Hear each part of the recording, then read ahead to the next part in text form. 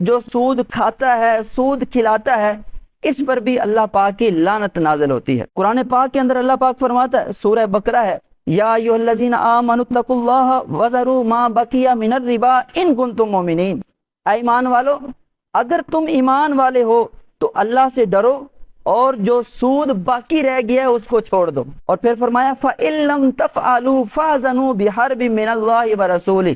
اور اگر تم باز نہیں آؤ گے، اگر تم سود کے کاروبار کو چھوڑو گے نہیں، تو پھر تم اللہ اور اس کے رسول کی طرف لڑائی کو یقینی مان لو، یعنی تمہاری پھر جنگ اللہ اور اس کے رسول سے ہو جائے گی۔ مال اللہ کی بہت بڑی نعمت ہے۔ آج دنیا کے اندر جس کے پاس مال نہیں ہے نا، وہ در بدر ٹھوکریں کھا رہا ہے، جس کے پاس پیسہ نہیں ہے وہ بڑا پریشان ہے۔ یہ اللہ کی بہت بڑی نعمت ہے کہ اس کے بغیر آج کسی کا گزارا نہیں۔ اور کل بروز قیامت اسپیشلی طور پر اللہ پاک مال کے بارے میں سوال کرے گا۔ بندے سے پوچھا جائے گا، اے بندے، تم نے یہ مال کہاں سے کمایا اور کہاں پر خرچ کیا؟ اور اس وقت جنہوں نے سود سے مال کمایا ہوگا وہ کیا جواب دیں گے؟ آقا دو عالم صلی اللہ علیہ وآلہ وسلم فرماتے ہیں کہ جسم کا وہ حصہ جو حرام لقمے کی وجہ سے پرورش جس نے پائی، جو حرام لقمے کی وجہ سے وہ جسم کا جو حصہ بڑا، کل بروز قیامت اس حصے کو جہنم کی آگ کے اندر جلایا جائے گا۔ اور پھر آقا دو عالم صلی اللہ علیہ وآلہ وسلم ارشاد فرماتے ہیں، سودی جو کاروبار کرتے ہیں، یہ سود کتنی بڑی بیماری ہے اور کتنی بری چیز ہے۔ حدیث پاک صحیح مسلم شریف کی حدیث پاک ہے، آقا دو عالم صلی اللہ علیہ وآلہ وسلم فرماتے ہیں کہ لعن رسول اللہ صلی اللہ علیہ وآلہ وسلم آکل الربا ومؤکلہ وکاتبہ وشاہدیہ وقال ہم سواء۔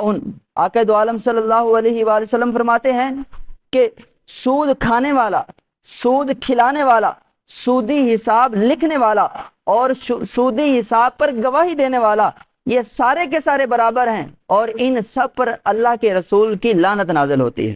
دیکھیں، سود کھانا یہ تو برا ہے ہی ہے، لیکن جو سود کے وہ معاملات طے کرواتا ہے، جو لوگوں کو گھیر کر لاتا ہے، جی آئے میں آپ کو یہ کام کرواتا ہوں۔ آج کل سوشل میڈیا اور نیٹ کا دور ہے، بڑے ایسے کام جو ہے لوگ ایجاد کر رہے ہیں، سراسر وہ سود ہوتا ہے۔ اب اس میں صرف اپنی جیب کی خاطر وہ اپنے تحت دوسرے افراد کو ترغیب دلاتے ہیں کہ آؤ یہ کام کرو، اس میں تمہیں فائدہ ہوگا، اس میں تمہیں فائدہ ہوگا، اور یہ لوگ سودی کاروبار کی طرف بلا رہے ہوتے ہیں۔ تو جو لوگ سودی کاروبار کی طرف بلاتے ہیں اور جو لین دین کرواتے ہیں، یہ سارے کے سارے ایسے ہیں کہ جن پر اللہ کے رسول کی لعنت نازل ہوتی ہے۔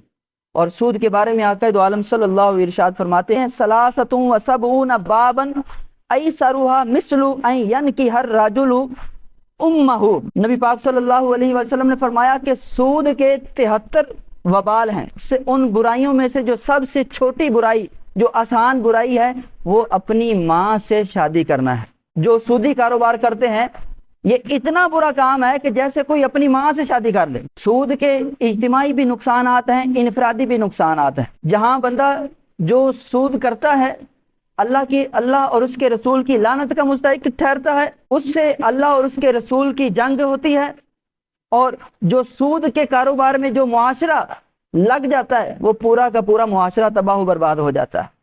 اور پھر جو سودی کاروبار کرتا ہے، اللہ پاک نہ اس کی نمازیں قبول فرماتا ہے، نہ اس کی زکوٰۃ قبول فرماتا ہے، نہ اس کے صدقات قبول کیے جاتے ہیں، اور نہ اس کی کوئی فرض عبادت قبول کی جاتی ہے جو سودی کاروبار کے اندر ملوث ہوتا ہے۔ لعنت بھی نازل ہوتی ہے، اور جو دیگر اس برے کام کی وجہ سے اس کی دیگر جو عبادات ہیں وہ بھی قبول نہیں کی جاتی۔ آج ذرا اپنا محاسبہ کیجئے کہ جو ہم کمائی کر رہے ہیں، کیا یہ ہر لقمہ حلال ہے؟ یہ سود کی وجہ سے تو ہمارے پاس یہ پیسے نہیں آ رہے۔ اگر آ رہے ہیں تو پھر رب سے توبہ کریں۔ اللہ نے فرمایا کہ اگر وہ معاملہ کر چکے ہو تو اب اس کو چھوڑ دو، ختم کر دو، اس کو استعمال نہیں کر سکتے۔ بعض بندے کہتے ہیں جی اب تو کر رہے ہیں، پہلے تو نالج نہیں تھا، اب کیا کریں، اتنی وہ قسطیں دے دی ہیں لوگ۔ آج کل لوگوں نے وہ انشورنس وغیرہ بھی کروائی ہوتی ہے، لائف انشورنس ہوگی، گاڑیوں کی انشورنس کروا لیتے ہیں، گھروں کی انشورنس کروا لیتے ہیں۔ اس کے علاوہ سود کے بڑے کا جو ہے وہ صورتیں جو ہیں معاشرے کے اندر کا آباد ہو چکی ہیں، اور لوگ ان میں ملوث ہیں۔ تو خدارا اپنے آپ کو بچائیں۔ سود کی کمائی یہ حرام کمائی ہے، اور اس حرام کمائی سے جسم کا جتنا حصہ بڑھے گا وہ کل بروز قیامت کی آگ میں جلے گا۔ اس کے